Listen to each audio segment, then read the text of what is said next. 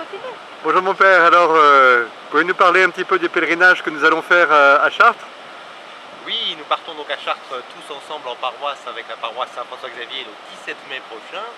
C'est un pèlerinage où nous nous retrouverons tous à Chartres, même si nous prendrons différentes routes.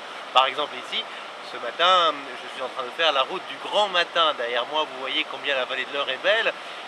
12 km le long de l'Eure qui coule, jusqu'à ce que nous puissions arriver jusqu'à Chartres. Voilà, ça va être quelque chose d'absolument extraordinaire. Puis les autres routes, la route de la Halte, pour ceux qui voudraient méditer un tout petit peu plus en marchant moins, la route du Petit Matin pour ceux qui vont marcher un tout petit peu tout de même, et puis la route de nuit avec le Père d'Erlincourt et Isor et Aymeric Gobillard, tout ça va être bien sympathique. Et enfin surtout les scouts qui sont déjà sur place et qui vont nous attendre là-bas avec déjà beaucoup de joie et sans aucun doute pas mal, je ne sais plus ce que je raconte, il faudra que vous me direz ce que vous voulez que je raconte. On coupera, hein. Voilà. Je sais pas ce qu'ils attendent les scouts finalement. Donc je vais continuer sur les scouts.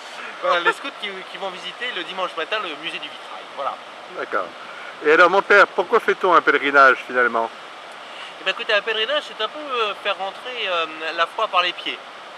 Au fond, c'est d'abord une démarche qui est communautaire, on part tous ensemble, on a un but commun qui est d'aller prier la Vierge Marie à Chartres, et puis c'est une façon assez concrète, finalement, très incarnée, de pouvoir ensemble cheminer comme chrétiens. Donc voilà, le pèlerinage c'est une démarche qui pourrait paraître un peu vieillotte ou un peu désuète, pourtant c'est bel et bien, me semble-t-il, aujourd'hui une démarche qui est très moderne, voilà, parce qu'elle est concrète justement. Est-ce qu'il est nécessaire d'être convaincu pour faire un pèlerinage? Alors, convaincu qu'on va marcher un peu, oui. Convaincu, c'est-à-dire bon cateau bien pensant, non, il n'y a pas besoin de ça. Il suffit d'avoir envie de marcher avec d'autres et puis de le faire en espérant y découvrir ce que le bon Dieu aura à nous y faire découvrir. Et est-ce qu'il y aura des temps un peu particuliers au cours de ce pèlerinage? Par exemple, on va faire que marcher ou bien qu'est-ce qui va se passer? Alors non, on ne va pas faire que marcher. On va pas faire que marcher, on va également va prendre du temps tous ensemble.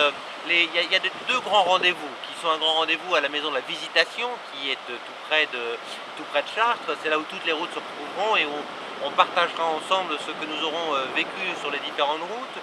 Il y aura bien sûr la messe à la cathédrale de Chartres qui sera réservée rien que pour nous ce jour-là et que nous remplirons, je l'espère bien.